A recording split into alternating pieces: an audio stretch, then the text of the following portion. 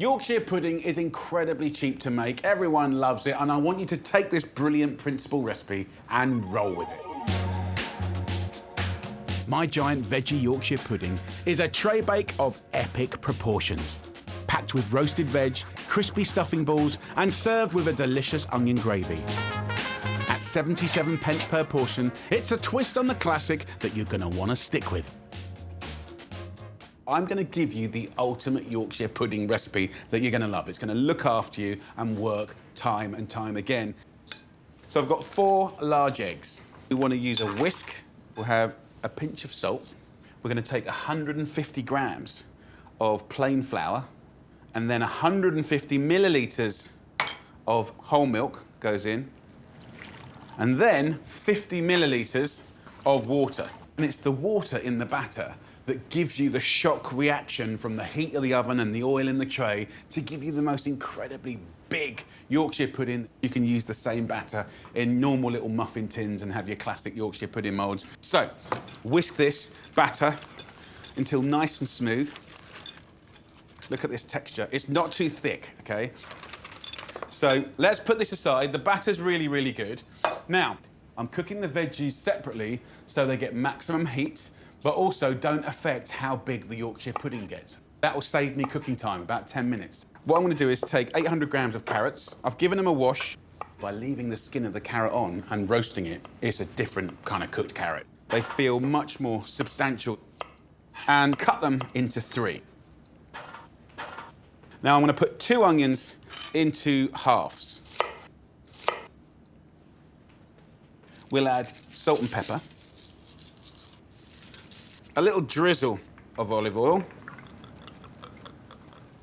So give it a mix up like that, and then that goes into an oven for 20 minutes at 200 degrees Celsius, which is 400 Fahrenheit.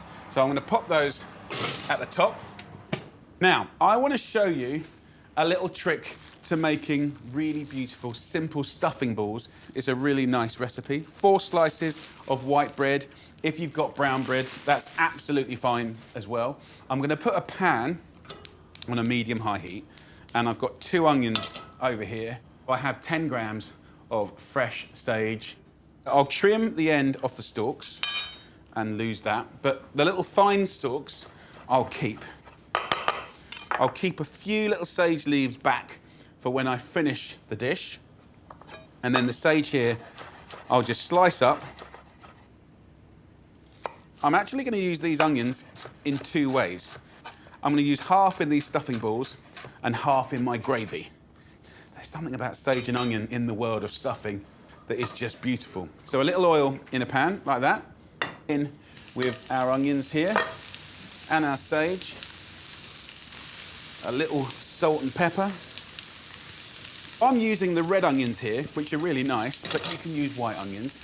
We're gonna let that sort of fry off, just get them sweet and gorgeous. What we're gonna do is use water to hydrate the bread, and I'm gonna scrunch this up.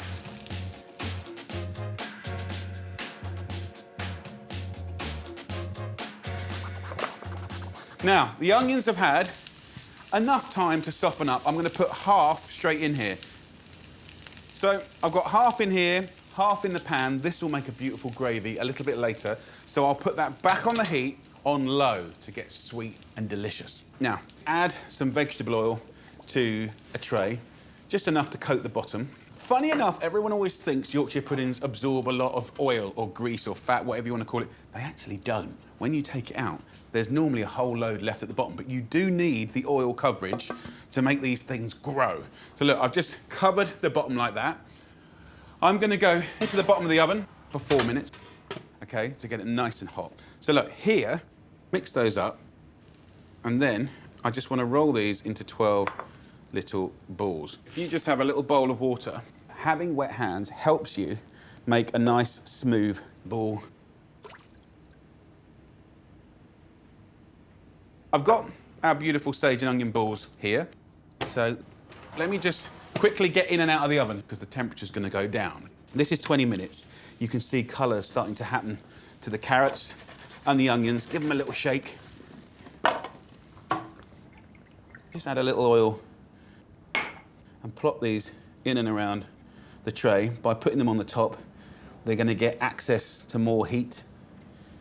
Just nestle them in, and then we'll get lovely, crispy sage and onion balls. So the veg goes back in, and then I'm going to get the batter and the hot oil, and I'm going to pour this in. Straight back in, close the door. Do not open it for at least 20 minutes. And that will just grow up the sides. It's going to be bonkers. The veggies are going to be golden and gorgeous. Now, in the time that that cooks, I'm going to make a beautiful gravy. So a sage and onion gravy with a few little tricks and hacks to make it delicious. I've got the onions sizzling away.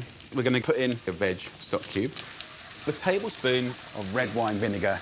And that's really essential for having that sweet and sour sort of subtlety that is so good in a classic onion gravy. Cook the vinegar away so it won't be harsh in any way at all. I've got two other little cheats. One is unusual. Take some jam. It doesn't really matter what jam, right? This is a strawberry jam. We're going to go in with a heaped teaspoon. Red currant jam would be the classic.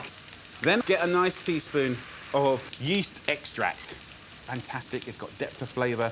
It's got colour.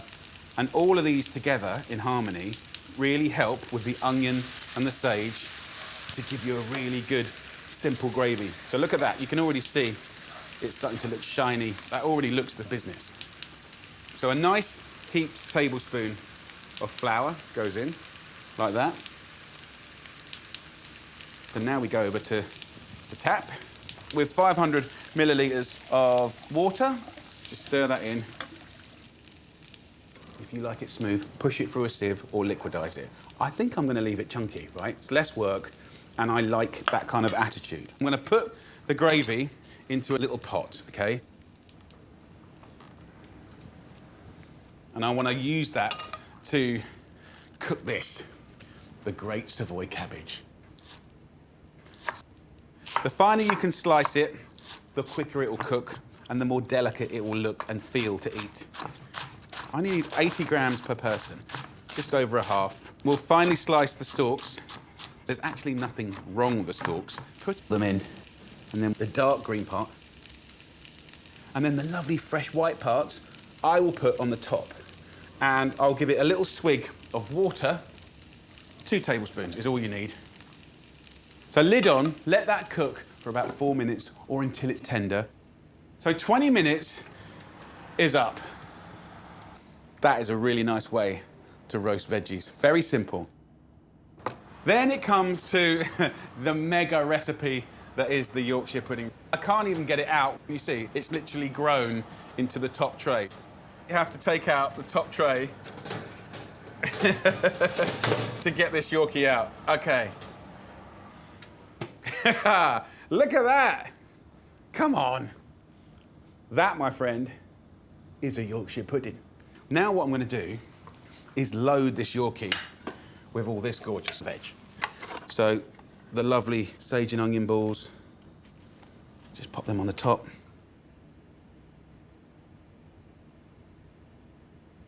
So one last thing I've got is the last little bit of sage leaves here, and a way to make these utterly delicious is just a little oil like that. That goes back in the oven just for 5 minutes until the sage is crispy, because I want to get these greens finished. And then what I'm going to do is get some peas out. So I've got 200 grams here, sprinkled on top. So a couple of minutes and you're done. You just want to cook them so they're sweet and gorgeous. Have a look at that. Come on. Completely bonkers. Right, oven off. We've got the greens here, nice and steamed and fresh. We've got the lovely gravy, which is going to be amazing with this. Loads of rich, dark gravy. Let's plate one up. Right, get in there with a knife and basically cut your Yorkie. Look at the size of this. There's a stray ball that's just plopped out. Peas and cabbage. Then it's time for our delicious gravy. Come on. That's a fun dish. Let's just swap this around. Let's try the beautiful little sage and onion balls.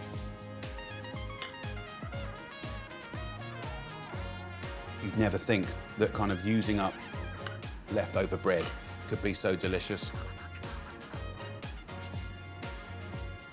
Those greens are so simple and so quick to cook, really good. If you look at the onions, sweet and caramelized, just gorgeous. The skin on those carrots, they're just so delicious. When they roast like that, they're like more meaty, robust, and delicious. The Yorkshire is like the biggest and best edible sponge ever, just soaking up all of that gravy.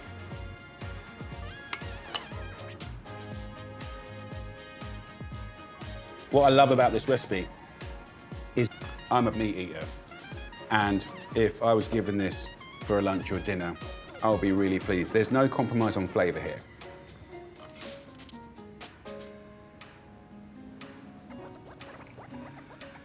Mmm.